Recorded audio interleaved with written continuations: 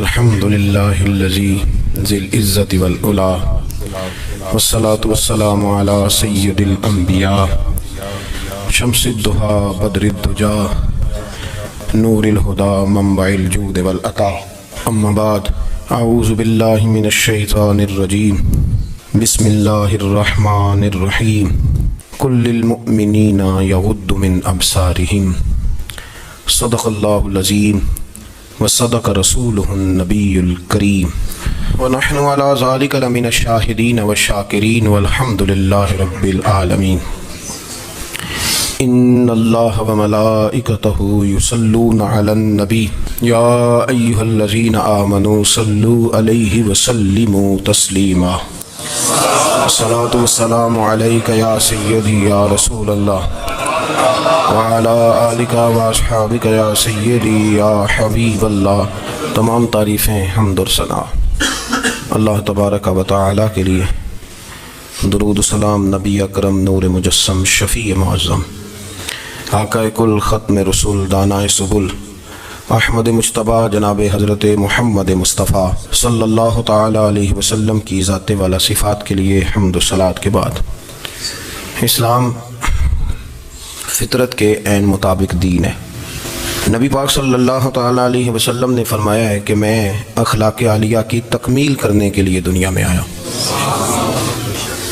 جتنے اخلاق ہو سکتے تھے، جتنی خوبصورتیاں ہو سکتی تھیں، جتنی اللہ کو محبوب تھیں، وہ ساری میرے نبی کریم نے بیان فرمائی، ساری رسول کریم صلی اللہ تعالیٰ علیہ وسلم نے بیان کر دی ہیں، جتنی خوبصورتیاں ہو سکتی تھیں۔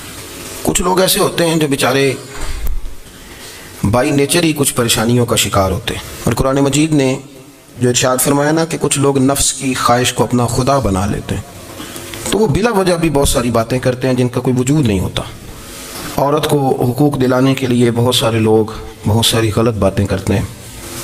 جو لوگ یہاں سے کسی کو لے جاتے تھے نا دبئی دھوکہ دے کے، اور لے جاتے تھے یورپ میں عرب ممالک میں دھوکہ دے کے لے جاتے تھے، تو وہ بھی کوئی خواب ہی تو دکھاتے تھے کہ اتنے لاکھ تنخواہ ہوگی، اتنا کچھ ہوگا۔ وہاں جا کے پتہ چلتا تھا کہ جیب سے بھی دینے پڑیں گے کچھ۔ بہت سارے لوگ ایسے ہوتے ہیں وہ سارے خوبصورتی کے نام پر ہی دھوکہ دیتے ہیں۔ آپ کو پتہ ہے کہ جو آدمی کسی کو لالچ دیتا ہے تو کسی کو لوٹنے کے لیے اسے لالچ دینا بڑا ضروری ہوتا ہے۔ لوگ پہلے لالچ دیتے ہیں پھر لوٹتے ہیں، پہلے مکمل لالچ دیتے ہیں، یہ چیز مل جائے گی، یہ چیز مل جائے گی۔ لوگ مکمل لالچ دیتے ہیں، اس کے بعد پھر لوٹتے ہیں۔ اور اگر لالچ نہ دیں تو کوئی آدمی قابو آئے گا؟ لوگ لوٹتے ہیں لالچ دے کر۔ اچھا، اب وہ جو جس کو لالچ دیا جا رہا ہوتا ہے وہ کہہ رہا ہوتا ہے کہ نہیں نہیں تمہیں نہیں پتا، وہ اس وقت ماننے کو تیار نہیں ہوتا۔ وہ کہتا ہے اتنی خوبصورت باتیں کر رہا ہے، اتنے اچھے پیغام دے رہا ہے، تم میرے دشمن ہو، تم مجھے منع کر رہے ہو۔ ہوش تب آتی ہے کہ جب سب کچھ لٹ جاتا ہے۔ عورت کو ویسے بھی قابو کرنا بڑا آسان ہوتا ہے۔ اعلیٰ حضرت بریلوی رحمۃ اللہ علیہ فرماتے ہیں بیٹیاں نازک شیشیاں ہوتی ہیں، ان کو تو ذرا سی چوٹ لگے تو ٹوٹ جاتی ہیں۔ دیکھیں کتنا بڑا جملہ کہا بریلی کے امام، وہ نازک شیشیاں ہیں، ذرا کوئی آدمی گمراہ کرتا ہے، ذرا خراب کرتا ہے۔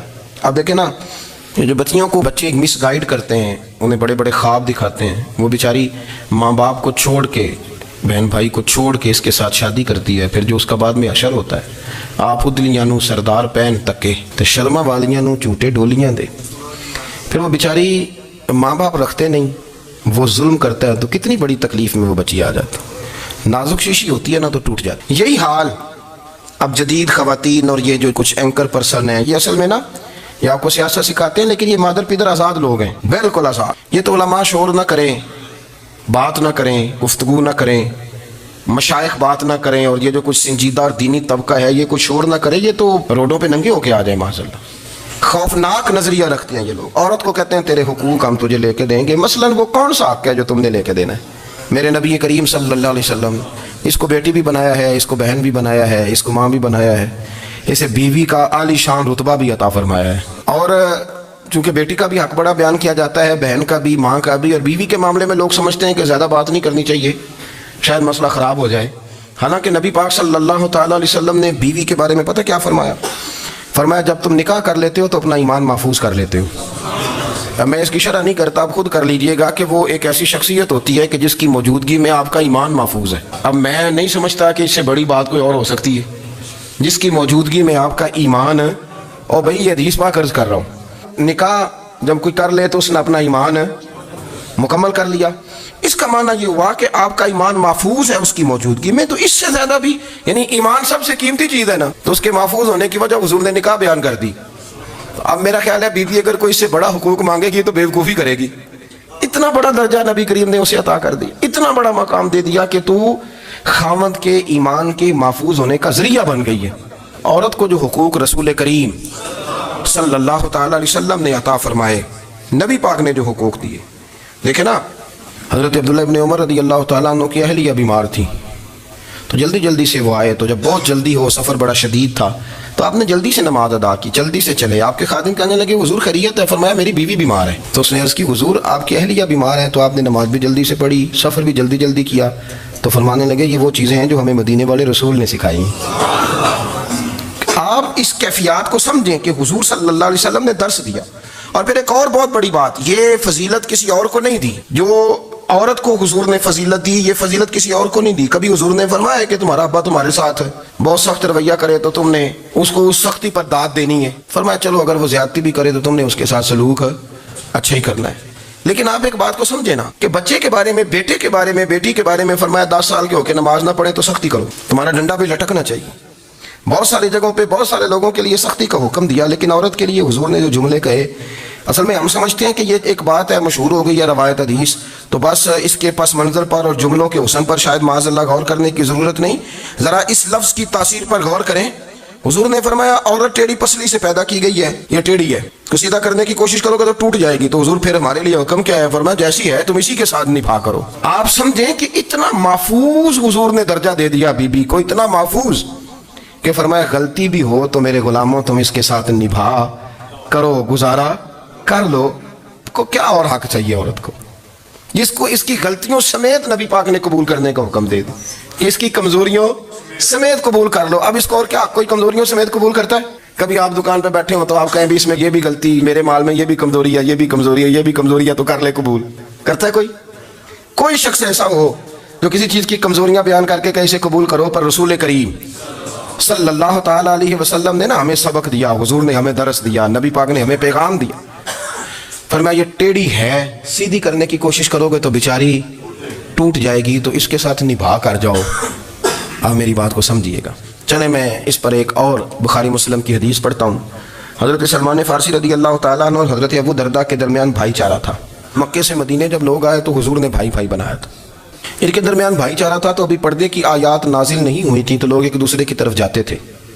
हज़रत सलमान फारसी रज़ी अल्लाह तआला अन्हु हज़रत अबू दरदा रज़ी अल्लाह तआला अन्हु के घर में तशरीफ़ ले गए तो देखा कि उनकी बीवी बड़ी गमगीन बैठी। तो हमने फरमाया बहन क्या हुआ? तो कहने लगी तुम्हारे भाई को दिलचस्पी कोई नहीं रही, हर रोज़ रोज़ा रख लेता है और सारी सारी रात नफल पढ़ता है। हज़रत सलमान फारसी कहने लगे ठीक है कर लेते हैं बंदोबस्त। नमाज दीन है कि नहीं? दीन है ना ये चीज़ें। लेकिन हज़रत सलमान फारसी जनाब अबू दरदा से कहने लगे आज मैंने तेरे घर में रहना रात को, क्योंकि वो सारी रात नमाज पढ़ते थे, नफल पढ़ते थे।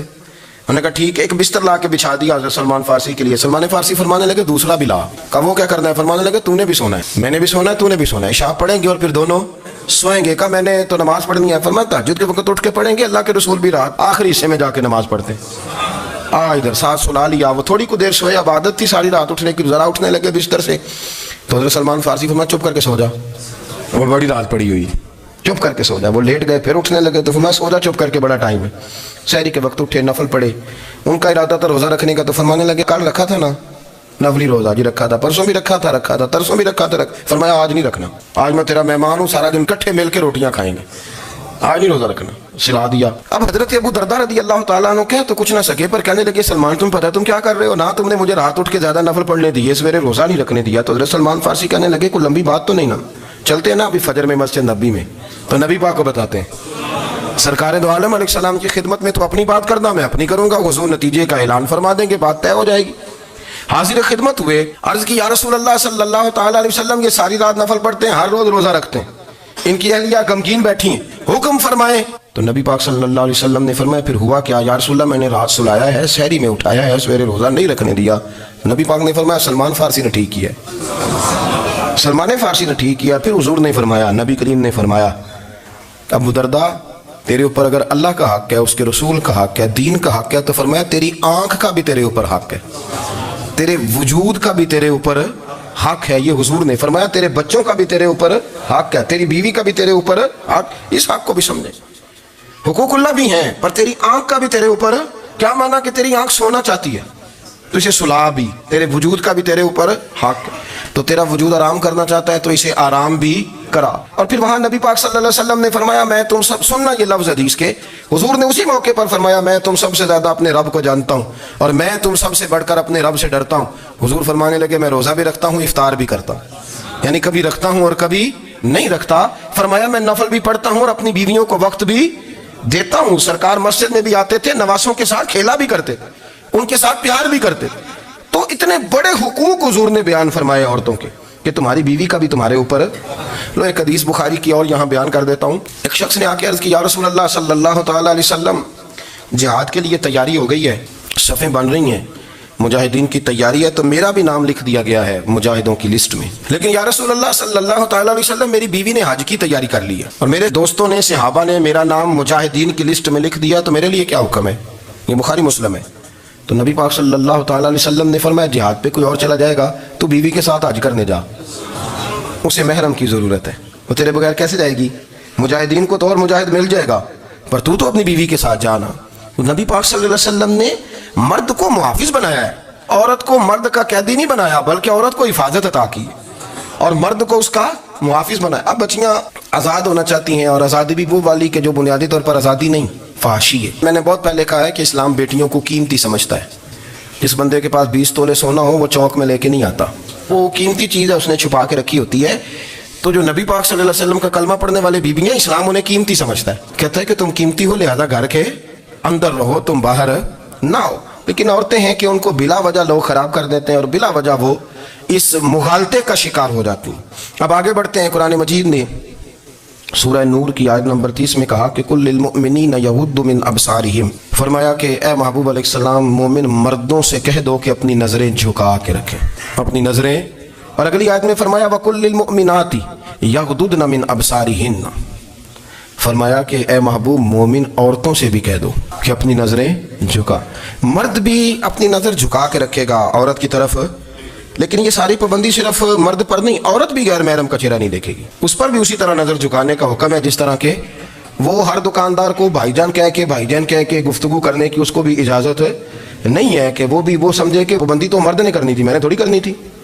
وہ جس کے پاس جائے، جہاں بھی جائے، ڈاکٹر کے پاس جائے، باہر جائے، تو وہ جس طرح مرضی اس کا دل چاہے وہ بات چیت کرے، اس کی عورت کو بھی اجازت اسلام نہیں دیتا۔ بنیادی طور پہ اسلام شرم و حیا کا دین ہے، حیا کی بات کرتا ہے۔ حیا کی جب ہم تعریف کرتے ہیں تو حیا کی تعریف یہ ہے کہ کوئی کبھی چیز دیکھ کے نا تو آپ کی طبیعت میں کراہت محسوس ہو، آپ کوئی غلط جملہ منہ سے نکالتے ہوئے ذرا جھجکیں، آپ کوئی غلط بات کرتے ہوئے تھوڑا بوجھ محسوس کریں۔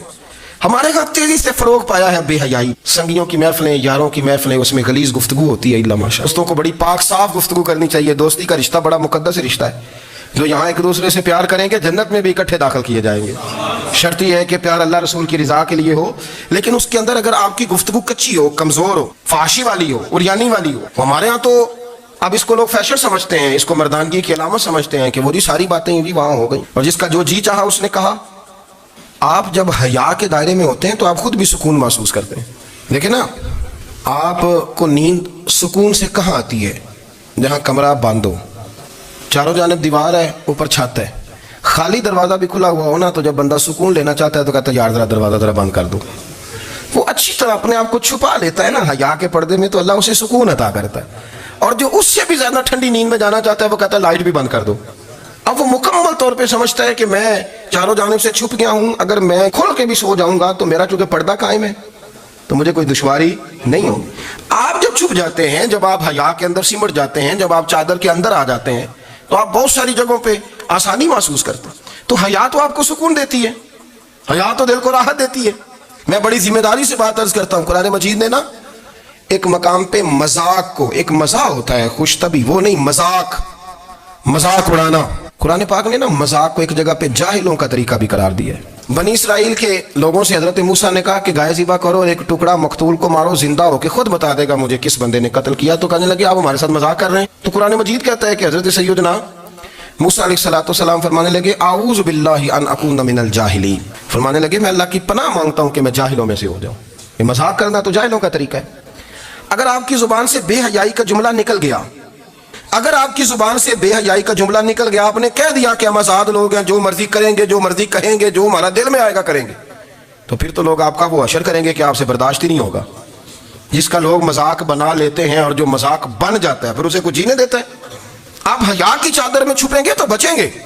اگر آپ نے اپنا مذاق بنوا لیا یہ کہہ کے کہ میں نے مرضی کرنی ہے، پھر یاد رکھنا چھپنے کو جگہ نہیں ملے گی، پھر تکلیف میں آ جائیں، پھر بہت بڑی اذیت کا شکار ہو جائیں۔ شرم و حیا، عرب کے اندر جو کنواری لڑکیاں تھیں ان میں بڑی حیا ہوتی۔ الحمدللہ میں بڑے فخر سے کہتا ہوں کہ میرے پنجاب کی، میرے پاکستان کی بیٹیاں بھی 20 دفعہ ان کا ابا کہے تیری شادی کرنی ہے تو وہ آنکھ نہیں اٹھا پاتی آج بھی۔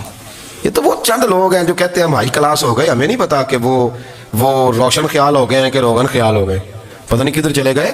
ورنہ ہماری بیٹیاں آج بھی جب ان سے ان کا باپ، ان کی ماں بات کرتی ہے تیری شادی کی، تو وہ تو شرم کے ساتھ پچھلے سے پچھلے کمرے میں چھپتی ہیں۔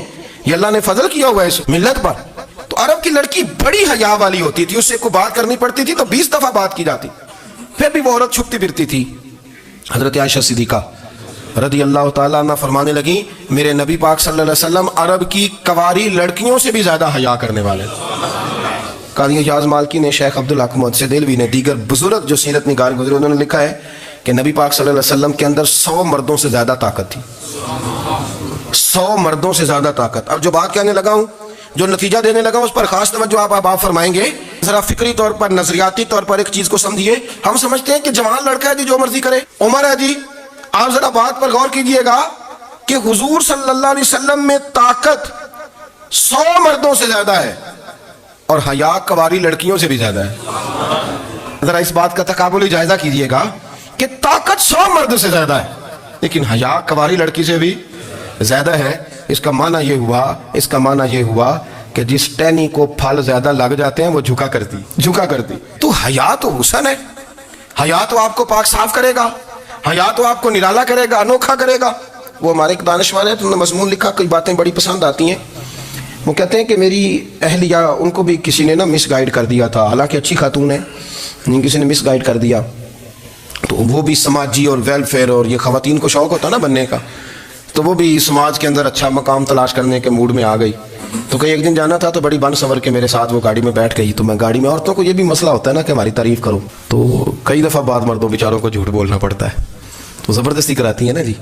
تو اس میں گنجائش بھی دی ہے شریعت نے گنجائش دی ہے کہ کبھی بیوی کو راضی کرنے کے لیے خلاف واقعہ بات کرنی پڑے تو کر لینی چاہیے، تو وہ کراتی بھی ہیں۔ 3 موقع پر خلاف واقعہ بات کرنے کی اجازت ہے، واقعے کے خلاف بھی آپ بات کر سکتے ہیں۔ جنگ کے موقع پر 2 لوگوں کو صلح کرانے کے لیے اور بیوی کو راضی کرنے کے لیے کر لیں کوئی ایسی بات، بے شک اپنی طبیعت پہ جبر کر کے کر لیں، گنجائش ہے، اجازت ہے۔ تو وہ کہتے ہیں جب وہ گاڑی میں میرے ساتھ بیٹھی بن سنور کے، تو وہ تقاضا کرنے لگی کہ میں نے بڑے اچھے کپڑے پہنے ہیں پر آپ نے توجہ نہیں کرائی۔ تو سیاںا بندہ تھا، وہ چاہ رہا تھا کہ میری خاتون سمجھ جائیں۔ وہ کہتے ہیں مجھے پتا تھا کہ بیچاری مس گائیڈ ہو گئی ہے، دل کی بڑی اچھی ہے، سیاਣੀ ہے، لیکن اس کو کچھ خواتین نے، کچھ لوگوں نے مل کے اس کو ذہن غلط کر دیا ہے کہ سماج میں نکلو، باہر جاؤ، کام کرو، فلاں کرو، اپنی مرضی سے جیو۔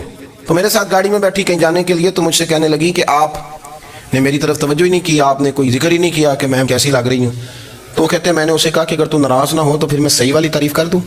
تو اس نے کہا کہ آپ کر دیں۔ تو کہتے ہیں میں نے درد سے اور خلوص سے اپنی بیوی سے کہا، خلوص کے ساتھ میں نے کہا میں تو روز گھر ہوتا ہوں، روز شام کو گھر ہوتا ہوں، اگر تو میرے لیے تیار ہوتی تو میں تیری تعریف کرتا، لیکن آج تو باہر جانے کے لیے تیار ہوئی، تو پھر ان سے تعریف کی امید رکھ جن کے لیے تو نے تیاری کی ہے۔ میرے لیے تیاری کرتی تو میں تو ہر شام تیرے پاس ہوتا ہوں۔ کہتے وہ میرے لفظوں میں درد تھا تو وہ بھی رو پڑی۔ وہ کہنے لگی آپ گاڑی روک دیں، مجھے باہر جا کے کسی کو راضی نہیں کرنا، میں نے اسے راضی کرنا ہے جس کو رب کریم نے میرا شوہر بنایا اور میرے لیے منتخب کیا ہے میرے ماں باپ کو۔ میں واپس لوٹتی ہوں۔ یہ ایک پہلو ہے سلگتا ہوا، اس کو سمجھا جائے۔ رسول کریم صلی اللہ علیہ وسلم عرب کی کنواری لڑکیوں سے زیادہ حیا والے تھے، کنواری لڑکیوں سے زیادہ حضور حیا فرمایا کرتے تھے۔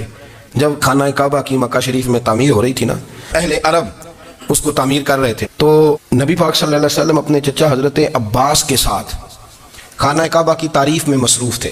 تو عرب کے لوگ چونکہ لمبا کرتا پہنتے تھے پیروں تک، تو نیچے اگر کسی وقت کوئی چیز نہیں بھی ہوتی تھی تو کسی کو وہ نظر نہیں آتی تھی، کیونکہ پردہ رہتا تھا، لمبا کرتا پہنا ہوا ہوتا تھا۔ تو جب بچے، سرکار کی عمر مبارک بھی ابھی تھوڑی تھی، تو اس طرح بچے جب نکلتے تو وہ کئی دفعہ اپنی تہمت اتار دیتے نیچے سے، اور کوئی مزدوری کرنے لگتے تو 3-4 طے کر کے نا تہمت کی کندھے پہ رکھ لیتے، جس طرح کبھی دیہاتوں میں لوگ कपड़ा सर पे रखते थे कि ऊपर अगर कोई वजनी चीज़ रखेंगे तो वो तकलीफ नहीं देगी। नबी पाक सल्लल्लाहु अलैहि वसल्लम भी सब लोगों के साथ खाना काबा की तामीर में शामिल थे। तो हज़रत अब्बास रदी अल्लाह तआला अन्हु ने कहा हुजूर से, अभी एलान नबुव्वत भी नहीं फरमाया था, भतीजे आप भी तामद उतारिए, ये सही मुस्लिम में हदीस मौजूद, और इसको कंधे पे रख लीजिए, आप ईंटें उठा उठा के ला रहे हैं तो ज़रा आपको तकलीफ नहीं होगी। तो सरकार दो आलम सल्लल्लाहु अलैहि वसल्लम से ये बात कही और फिर जल्दी से हुजूर की तामद को निकाल के ना, हालांकि लंबा कुर्ता पहना हुआ है, तो वो जैसे ही उनके कंधे पे रखा ईंटें रखने के लिए तो सरकार तो ज़मीन पे गिर गए, बेहोश हो गए, आंखें आसमान की तरफ। और फिर हुजूर पुकार रहे हैं, आज़ारी आज़ारी आज़ारी, मेरा तामद दे दो, मेरा तामद दे दो। कभी कोई शख्स इस वजह से भी बेहोश हुआ है कि मेरे वजूद से कपड़ा उतर गया है? हालांकि सरकार पर वो बेहोशी भी नबी पाक का वो जो गलबा है ना शर्मो हया का, उसकी वजह से हुई, वरना तो हुजूर फरमाते हैं कि मेरी आंखें सो जाती हैं, दिल तो मेरा उस आलम में भी जागता रहता है। तो सरकार जमीन पे तशरीफ ले आए, आंखें मेरा तामद दे दो, मेरा तामद दे दो। तो जल्दी से उन्होंने तामद दिया तो हुजूर ने बांध लिया। फिर तबीयत मुबारक में तसल्ली हुई, यानी हम उस रसूल के गुलाम हैं कि जिनके तो वजूद से कपड़ा उतर जाए तो हुजूर बर्दाश्त नहीं करते, कबूल नहीं फरमाते, तकलीफ शुरू हो जाती। लेकिन यहाँ नौजवान है और बड़ा कद काठ है और बड़े बड़े समझदार लोग हैं, गर्मी आती है तो शार्ट कपड़े पहन के घूमते हैं, उनको ख्याल नहीं कि ये वो वाला लिबास है जो बाहर तो क्या घर में अम्मा के सामने नहीं पहनना चाहिए, बहनों और बेटियों के सामने नहीं पहनना चाहिए। आपकी गुफ्तगू में शर्मो हया हो, आपके लबो लहजे के अंदर हुस्न हो। आपको पता है नबी पाक सल्लल्लाहु अलैहि वसल्लम ने फरमाया, मेरी उम्मत में सबसे ज्यादा हया करने वाले उस्मान गनी है, उस्मान गनी सबसे ज्यादा हया करने वाले। आप फरमाया करते थे, जब से हुजूर का चेहरा देखा है मैंने कभी अपनी शर्मगाह भी नहीं देखी, मैंने आंखों का वुजू नहीं तोड़ा, और जब से हुजूर के दस्ते मुबारक में मैंने बैत के लिए सीधा हाथ बढ़ाया तो फिर सीधा हाथ मैंने कभी गंदगी को नहीं लगाया।